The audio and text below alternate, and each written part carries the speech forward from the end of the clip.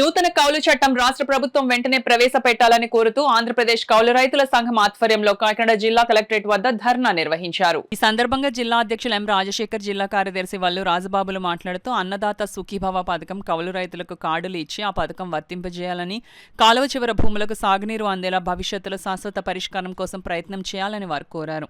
ఈ కార్యక్రమంలో నాయకులు పాలేపు ఈశ్వరరావు, దడాల వెంకటేశ్వరరావు, అనుసూరి సత్యనారాయణ, గుబ్బల ప్రసాద్, అప్పారావు, కృష్ణ తదితరులు పాల్గొన్నారు. మేము వచ్చిన వెంటనే కొత్త చట్టం తీసుకొస్తామని చెప్పి ఇప్పటికే 11 నెలలు అయ్యింది. కొత్త చట్టం తీసుకురాలేదు. రైతులందరూ కూడా గగ్గోలు పెడతా ఉన్నారు. కౌలు రైతులు ఈ రాష్ట్రంలో కానీ ఈ జిల్లాలో కానీ ఇక్కడ ఉన్నటువంటి భూమి అంతా కూడా 90% భూమిని కౌలు రైతులు సాగు చేస్తున్నటువంటి పరిస్థితి ఉన్నది. అంతేకాదు ఈవేళ రైతు భరోసా ఏదైతే ఉన్నదో, అన్నదాత సుఖీభావ ఏదైతే ఉన్నదో, ఆయన 13 ఏళ్ళు వేసాడు. మేము 20 ఏళ్ళు వేస్తాం మమ్మల్ని అధికారంలో తీసుకొస్తామని చెప్పి 2024 అన్నదాత సుఖీభావ ఎగ్గొట్టారు ఈ ప్రభుత్వం. మళ్ళీ ఇప్పుడు 2025 కూడా ఎగ్గొట్టే పరిస్థితిలో ఉన్నది. ఎందుచేతంటే కౌలు రైతులకు ఇప్పటికే కార్డు రాలేదు. ఈ ఏప్రిల్ తోటి కార్డు నా టర్మ్ అయిపోతుంది. కొత్త కార్డు ఏమో ఇవ్వలేదు.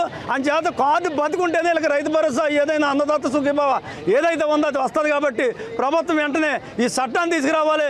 అలాగే 2024-25 అన్నదాత సుఖీభావ వేయాలని చెప్పి కోరుతా ఉన్నాం. దాంతోపాటు గోను సంచులు ఏవైతే ఉన్నాయో గోను సంచులు చిరిగిపోయినటువంటి గోను సంచులు ఇస్తూ ఉన్నారు.